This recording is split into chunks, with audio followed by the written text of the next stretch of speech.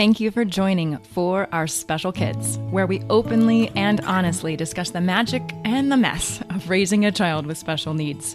We are thrilled to have you here and hope this time provides you with some wonder and wisdom. I'm your host, Jenifer Lansing. Let's get started.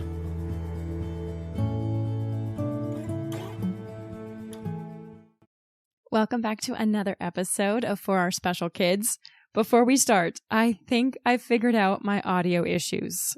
While I did not figure it out before this recording, I am confident that future episodes of For Our Special Kids will be significantly better, and I thank you so much for your patience as I basically troubleshooted with your ears. All right. What are we talking about today? The basics of astrology. So I am joined by Jenifer Edwards for a Back to Basics episode focused on the three main areas of astrology that Jen thinks are most valuable for parents and parents of children with special needs. So not just parents of children with special needs. So here's the deal. I did my best to get her to define everything, and she did, but I still had to listen to this episode like 5 times to really get what I needed. So be gentle with yourself if you're really interested in this stuff and how the sciencey part of astrology can help you be a better parent and or partner. I definitely recommend that you do a couple of things. One, go to astro.com and set up a profile. It's free.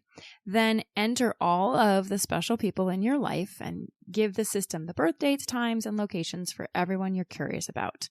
Print the charts. Do not add transits. And after that, you can listen to the episode. And you still may need to listen 4 more times, but then you can go back to our first episode on April 10th and listen to that because that really discusses birth charts in more clarity as well. So my big takeaway is that this information is incredibly valuable. By looking at Teal's chart, I better understand how to support her, how to communicate with her, how to help her step into her true self.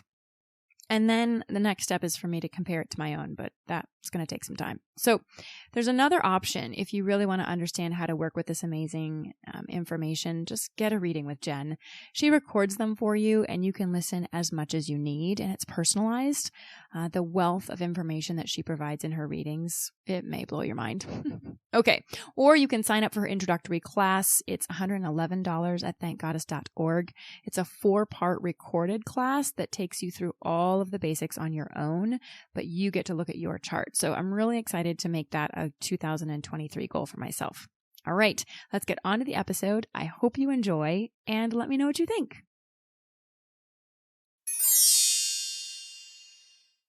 Okay, I can't tell you how excited I am. Jenifer Edwards is back. Hi, Jen.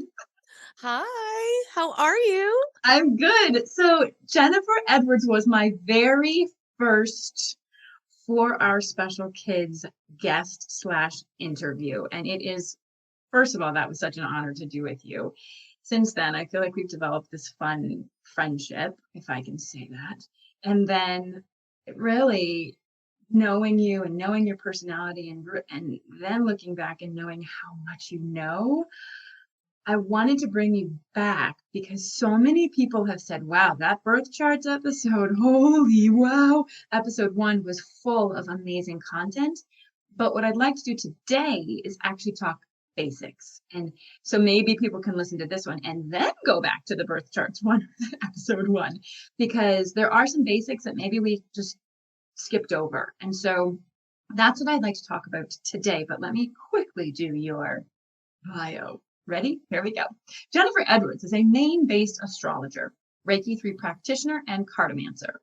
She established Thank Goddess in 2017 as a space to combine modalities to guide others into following their soul's purpose.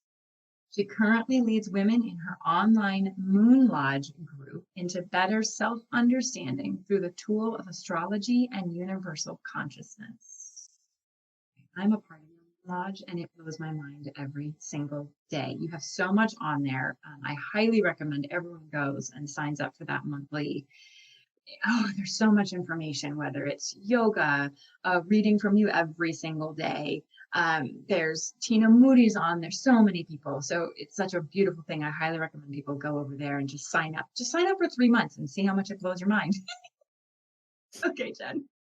What else do you want to talk about? Let's talk basics, but what do you want to talk about first? What's been Well, going on? we just talked about the waning moon in Virgo, so it's really wonderful how we're connecting in this way because of waning moon in Virgo when it's moving through the sky during this time means that we're releasing all the things that keep us out of service from ourselves. So being able to create this space with you, I am able to be in service of myself. So because this is what I love to do. Nice. And it's November 17th that we're doing this recording. No idea when it's going to be posted. So Yes. how long will this phase happen? Well, so the way the moon works when it's in transit, when the moon is in the sky, the moon takes 28 days to cycle every zodiac sign. So it will move in a complete circle in 28 days. We'll have 14 days when it's waxing to become full, and we have 14 days when it's waning to become new. And in that cycle, we are in an energetic cycle of releasing or manifesting. And it usually stays in a sign between roughly between 1.5 and 2.5 days each moon phase. So we're able to work with the nuances of each sign as the moon moves through. And that's the baseline energy of transits. Of course, there's so many other things going on in the sky. But what I love about working with the moon is that the moon is our emotional body. If we look at our own birth chart, our natal birth chart, which is the snapshot of the picture of the sky that when you were born, your astrological fingerprint, if you will, your natal moon in your chart shows me your emotional body, how you express your emotions, how you want to receive emotional reciprocity. It also shows me your connection with your mother. It also shows me your ability to emote and change and grow. So it's really in terms of your natal chart. In astrology, a lot of people think the sun is who you are, but in my philosophy, it's the moon. The moon is who you are. And in this lifetime, you are striving to become your sun.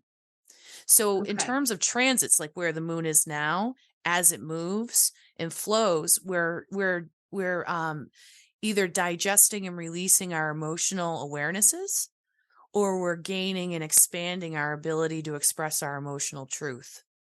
And that's happening within 28 days. So Yes. waxing, we are releasing. Waxing, we are calling in.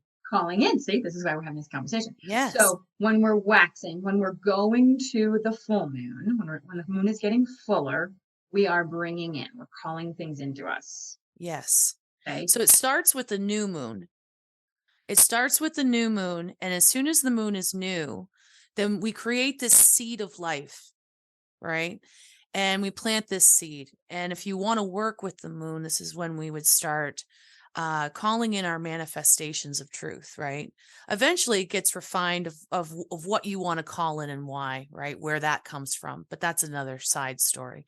However, through the journey of our processes, at the beginning, we are creating manifestations. What do we want to create during this cycle, right? And then as we move into the first quarter moon, because there's, quarters of the 14 days, as the moon starts to wax, become bigger, we start to create action and we start to create opportunity out of that intention that we have set. And ideally, in one moon cycle, from the new moon to the full moon, when we get to the full moon, then this is when we receive the abundance of the intention of energy that we put out there. Now, the way that I work with the moon is that there is 6-month increments. So if we have the new moon in Sagittarius, at this taping will be next week, right? I may start planting intentions and seeds during that time, knowing that at the full moon in Sagittarius and at the end of May, is when I will more than likely see long-term things. So 6 months. So that's where you went to May, because we're in November. Because that is where the full moon in Sagittarius will be. Each new moon is connected to its subsequent full moon. But we have like short-term goals that we can do in each moon cycle, from new moon to full moon, regardless of sign. Right. Okay. Yeah. So that was a mini 101 on what the moon does. Let's talk a little bit about children then. Teal specifically is extremely affected by the energy of the full moon. And I realized this when she was little, like months old, because every full moon she would be up wide awake from 2 a.m. to 6 a.m. Like seriously. And I was walking her. We have this hallway, and I was walking, like, why is this child not going to sleep? And all of a sudden, this beacon of light peers through the windows. And I'm like, so when we're dealing with children, I think that's one thing. And then you take it another step where we're dealing with very open, very expressive, very spiritually connected children. It's even more profound for them. So why would that be? Well, there's a couple of different things baseline that's interesting to note about the effect of the moon on humanity as a whole, right? So if we look at our biological genome structure, we are comprised of primarily water.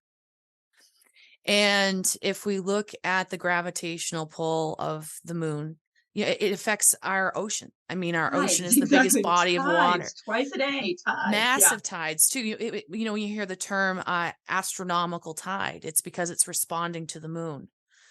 So if we look in terms of that, and we start to see the old wives' tale of, everybody goes crazy on the full moon, it's because we are electricity, we are water, and we're being conducted. So things are coming to the surface. The emotional body's being stimulated. Now, for people who are coming into their awakening, they're able to understand what's going on. And for other people who are unaware of these systems, just think it's pressure, right? They think it's pressure of life, pressure of existence. So we respond in different ways to release this pressure. In terms of children are high energetic beings in a biological way, because their cells are splitting so fast that the amount of energy that they're emitting is huge. They're growing. I mean, their cells are just multiplying, right? And in terms of their connection to source, they're closer to source. They have little to no fear in them, depending on where they are in their journey. So their emotional body isn't looking for something to distract them outside of themselves. They're more aware of their feelings than, say, someone who is a workaholic who's trying to avoid those things.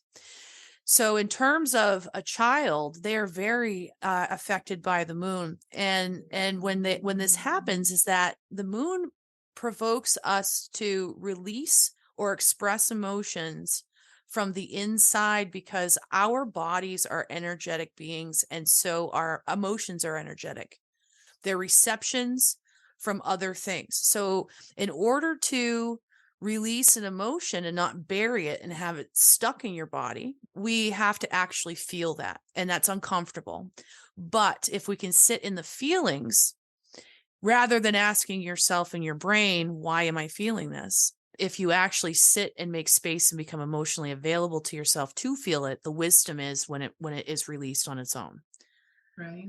And so for children, they just inherently are, feeling this and processing in a way. So if you see them physically acting out, all they are doing is discharging energy, and guiding them in that is beneficial, so they aren't alarmed, and that they know that emotions are okay, and that they know that they need to feel their feelings, and they're held and safe to do so. Right. And that's also important as a parent to understand that you're going through the exact same emotional process as they are, right? The moon doesn't just affect children. It affects all of us as a parent, as a family, and maybe setting some time to say, okay, it's the full moon in the next, and it's not just the day of the full moon. It's obviously the days leading up to it and the days after it, but it is important to just be aware of that and how it's affecting you as a parent, how you're making decisions, how you're using your voice, or how you're maybe reacting more. I think I'm pretty reactionary. Anyway, imagine what happens when the full moon's going. But it is important for me to realize it too. It's not just my child. Oh, absolutely. Because if you understand what is going on with your emotional body and you are present with yourself, then you're able to be present with the people around you rather than being restrictive or reactive. So, giving yourself space to process. Not only that, but the psychic awareness around full moons and new moons is so high because your intuition is trying to talk to you and really scramble the eggs of the ego intellect so it can talk to you. And so you'll find that your emotions get ramped up so high that you're forced to feel and not think so you can process these things. Fascinating.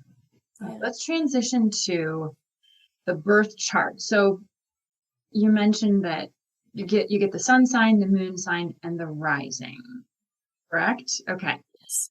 What is necessary to determine those things, first of all? And I think you've talked about this. So in order to get your birth chart, you have to have your name, the location of your birthplace, and the time, correct? Yes. Okay. What happens if people don't have their time? So if you have your name, your place of birth, your birthday, and your time, if you do not have your time, that can be rectified. However, it can be rectified by a good astrologer. I've worked with people in that way before.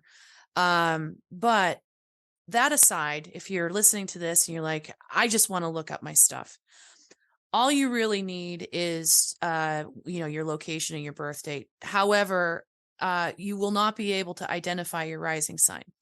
And you don't need to right away. When you're first entering astrology, it seems incredibly overwhelming, but it actually isn't. If you just pay attention to the planets and the signs that the planets are in, you can find out a wealth of information about your personality, how you communicate with people, what your core needs are, why you have those core needs. In the very beginning basics of astrology, it really is about a self-exploration. And the way that I recommend people rabbit hole in their chart is to do it in layers. If you open your chart and you've made it and the first thing you see is your Mercury, spend a month reading about your Mercury. I mean, I will be 46 and I still see something different in my chart every time I see it. We only see what we're ready for. Oh, such a good point. So you just blew people away by saying Mercury. Okay, so let's talk, first of all, what is the sun sign and why is it important? And then knowing that about yourself, but then also realizing like your child has a sun sign too. Yes. And your husband or your spouse or your partner. Well, by definition in astrology, your sun sign is where the sun was located when you were born. I was born in December, so my sun is located in Sagittarius.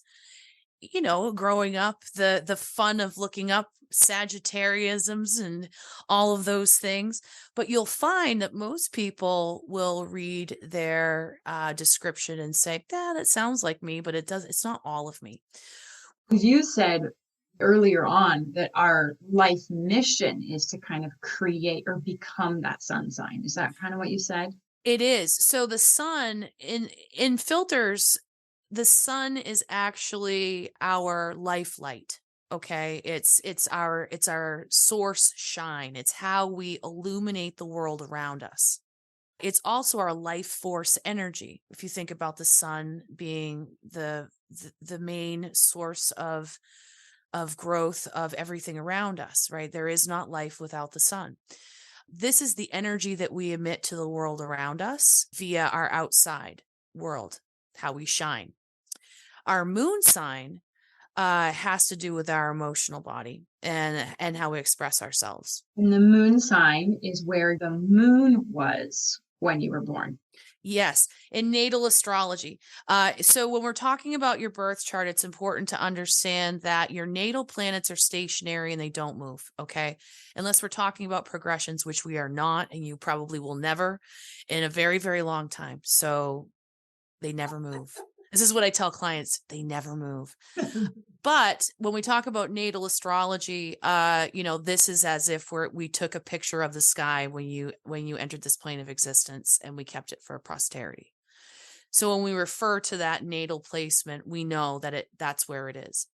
In transit astrology, that's where stuff is now and how it's communicating with your natal planets. And that's how we get your own unique source of energy, lessons, fundamentals for you specifically to work with. But in terms of the moon, your natal moon, where it was when you were born, this will show you a whole Pandora's box of your emotional body. However, in terms of comparison with the sun, in my philosophy, you are your moon, and you are rectifying, understanding, learning how to feel in your truest self, in your truth, without fear of rejection, all of that, into shining into your sun sign. Basically, in basic terms, you want to look for your sun to see how you express yourself to the world, and you want to look to your moon and how your inner expression actually is.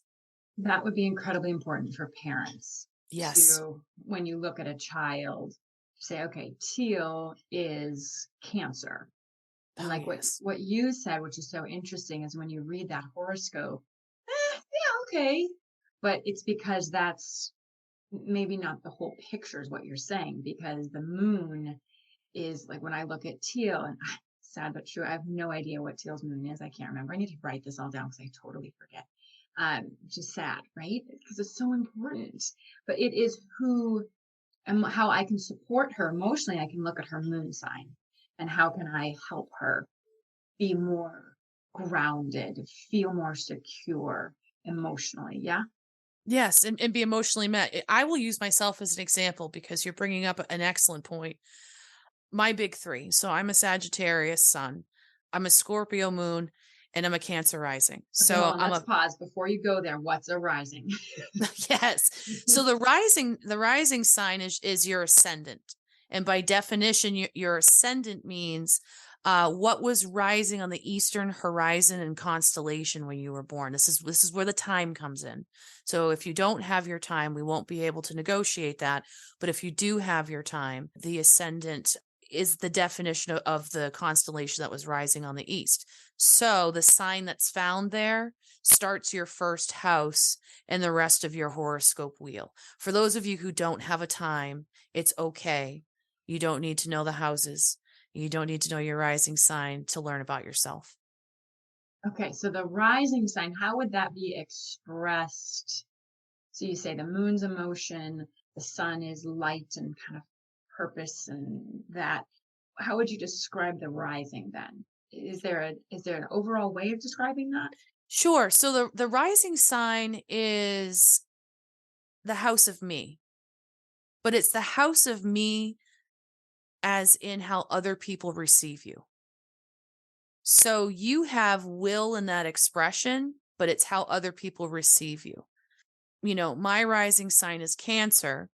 So regardless of my sun sign's vibration of, the carefree Sagittarius, or the moon sign of the deep penetrating scorpionic being, this Cancer rising means that I'm a nurturer and people are nurtured towards me. They come to me for those things.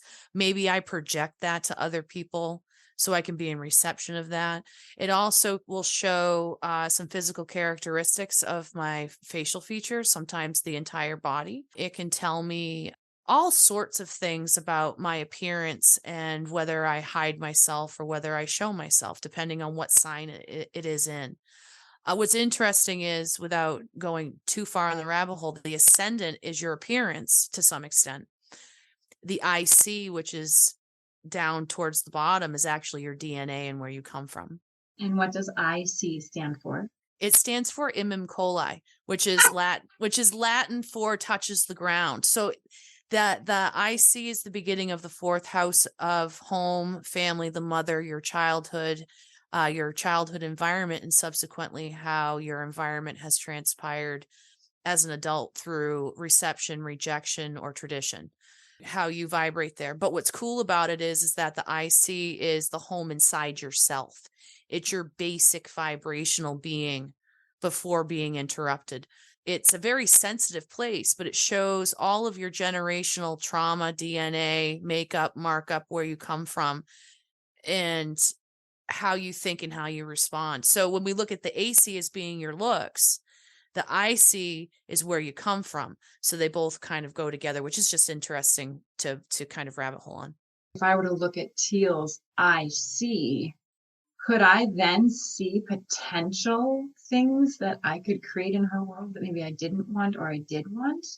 Absolutely. I mean, you could find out how to support her. So the IC at the bottom, it's at the bottom of your chart. You'll always find it at the bottom of your chart.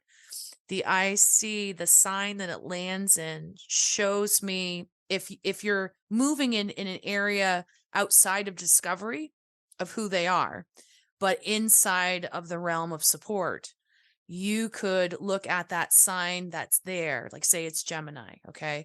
So this is someone who feels at home with communication and reception and movement and discharging of energy. And if it were Cancer, then this would be someone who feels at home with comfort, nurturing, love, expression, and reciprocity.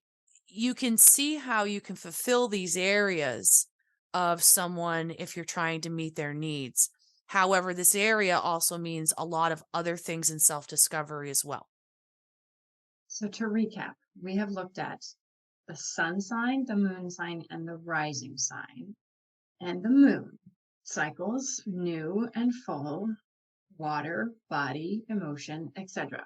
So we're not going to get deeper into this because we could, and I would love to talk to you for hours. However, what do you believe as a parent is the number one or two things that we could do immediately to help better support and develop and just be with our children, whether you have a child with special needs or not, truthfully? In terms of support, if we're using astrology to kind of go a little bit deeper into the subconscious, the two places that I would look at the big three, see how they inherently are here to express themselves. Maybe look at your big three, see how you can find a meeting place of support. And then in terms of looking at how your child, it's their emotional intelligence and their ability to communicate are located in their moon sign and are located in their Mercury sign. And Mercury is the planet of our communication, comprehension, how we learn, how we express. And the reason why that's important is because if we have two people speaking the same language, but in very different ways, there is no connection. So this would translate into a parent saying, why, are you not listening to me? Why can't you hear me? More than likely, it's two different ways of communicating that are happening here. And I find that very often when I work with people, I do family charts, I do children's charts. And so I will find that link of why. All it is taking a little fine tuning to be able to communicate in an effective way where your child feels safe to be received. Because that's really all it is. They're learning their voice in this world, and you're the person that's holding the space for that. So are you being receptive, or could you support this a little bit more? Right. Right. Okay. So where would you find that? Mercury. Right. So I know there's little symbols. Are you mean Mercury in your chart? Where would you find? So when you plug in your birth date, if you do not have your time, you will end up with all the planets where they were that day. The only planet that may be different with that plain day sort of, they usually goes by noontime, universal time, right? In England, the moon changes signs every 2.5 days. So if it's in the middle of changing signs, then it's going to be in between two signs. But every other planet, assume that we do have the time. So we'll because most of these moms have their Oh, okay. Kids, Well, kids if you first. have the time, what this means is that Mercury is other than the moon, is the quickest moving planet in the sky. It sticks with the sun, right? Yes, it goes really fast, and just like communication does. So Mercury is going to be really close to the sun. So when you look in your chart, you'll be able to see within 28 degrees. When what I mean by 28 degrees, it's going to be on bookmarking each sign. So if your sun's in Leo, then that means that your Mercury has to be in Leo, or Virgo, or Cancer. It can't be anywhere else. Because those are the two signs that touch Leo. Yes, because right. So yes. Cancer, July, you kind of think of July, August, September, right? That's how we're chunking it out. So I'm just, I know we're going back to the basics, but that's absolutely why you're saying is like, it has to be in one of those three, period. Yes. If you're Sagittarius, it's, you're looking at January and November, right? I mean, that's yes. what you're looking like, at. For instance, I'm a Sagittarius and my Mercury is in Capricorn. My Mercury can never be in Pisces because the Mercury can never be farther away than 28 degrees from the sun. Right. And Capricorn is what month? January. And Pisces is what month? February, March. March. So that's why she's just saying it can't skip ahead up to Pisces because it just can't. Yes, it can't. We would have a lot more bigger problems if that happened one day. She's like, oh, okay. Moon is on the move. I mean, whatever. We've lost all control here. Okay. But Mercury's really easy to find. All of the planets are really easy to find. Everything in astrology moves in order. Everything's methodical. Everything has reason. Nothing can shoot from one end of the chart to the other end of the chart with no explanation. So as soon as you start unpacking things very slowly, you start to create an essence of flow, of reason of where something's going to be. So if I'm speaking with someone in my day-to-day life and I'm talking about stars, planets and stars, I know what's happening in 2 months, not because I've memorized everything, but because that's the natural form of movement. If things cannot, there are rules in astrology, believe it or not. Lots of scientific rules. Yes. And they're consistent. They are very consistent. The only thing that you won't see a consistency in is, comets, meteorites. Right, and we are not going there. We're not doing any of that stuff.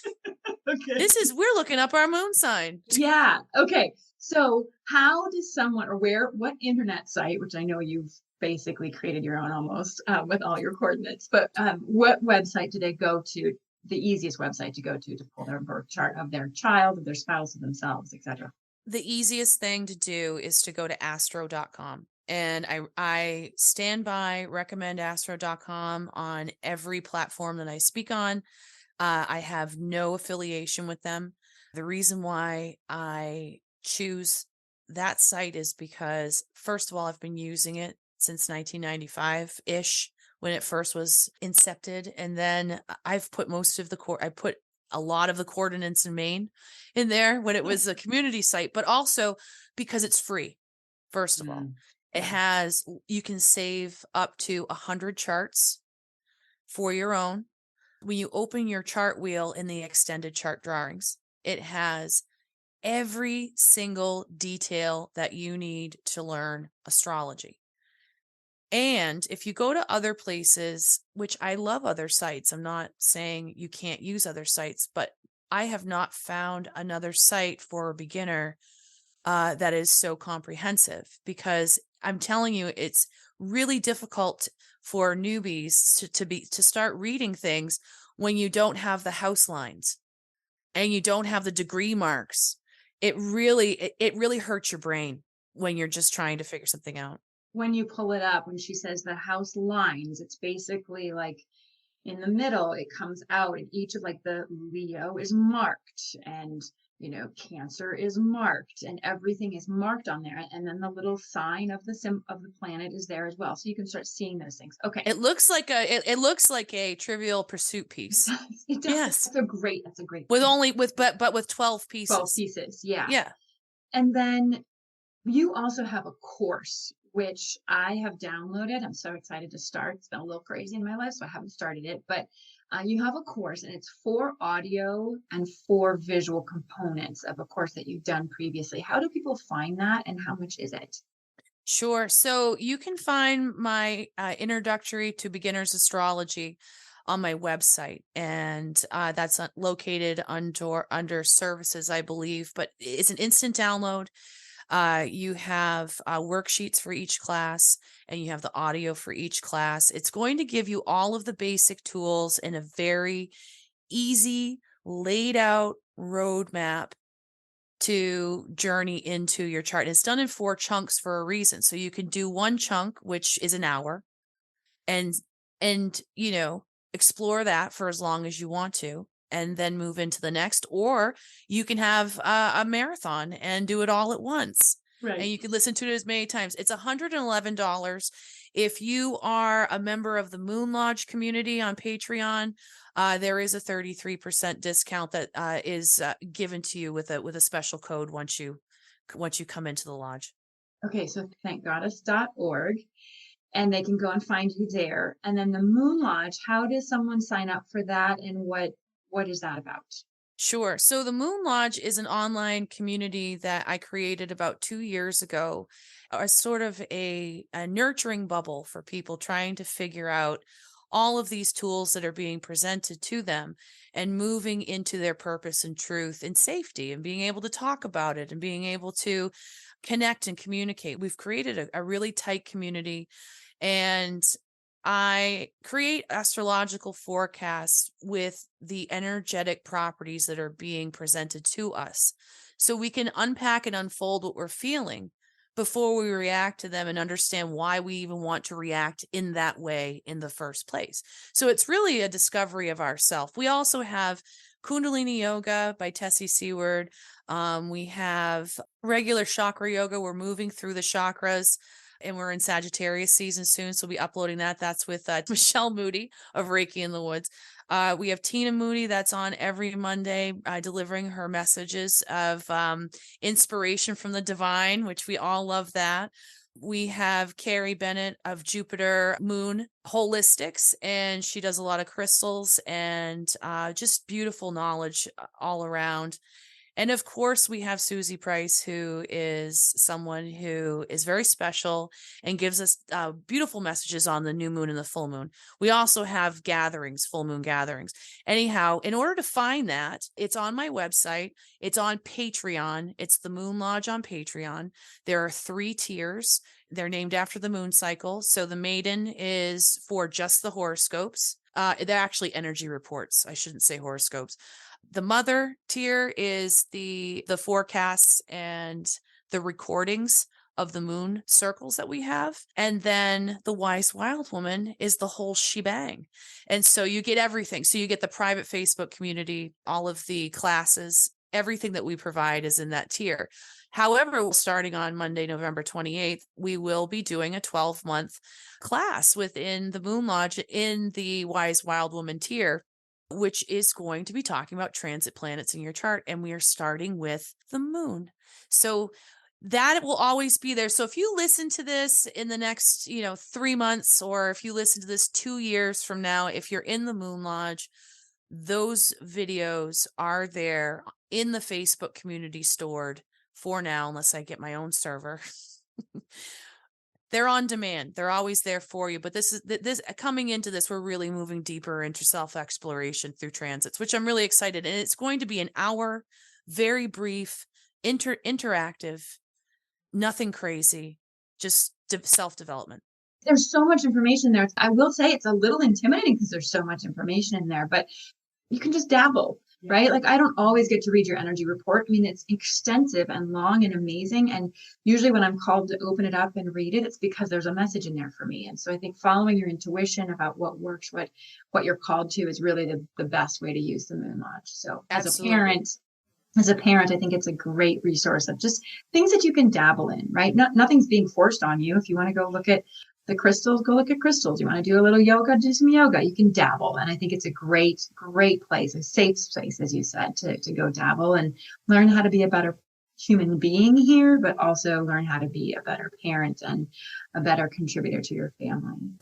I feel like what I find is that when people visit the energy forecasts, if they aren't there for a couple of days, they'll go back and they'll become validated by what has just transpired, which actually creates a sense of balance here between energy and walking, right?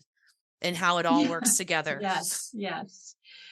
Jen, thank you so much for spending time with us. Your knowledge is beyond. We really appreciate you taking us down to the basics again.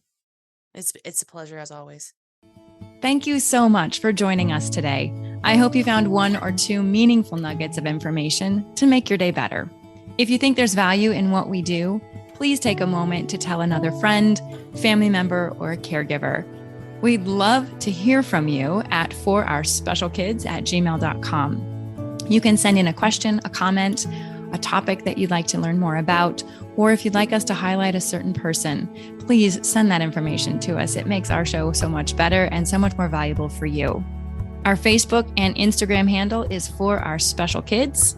And finally, remember to witness the wonder and the wisdom within yourself and others. Until next time.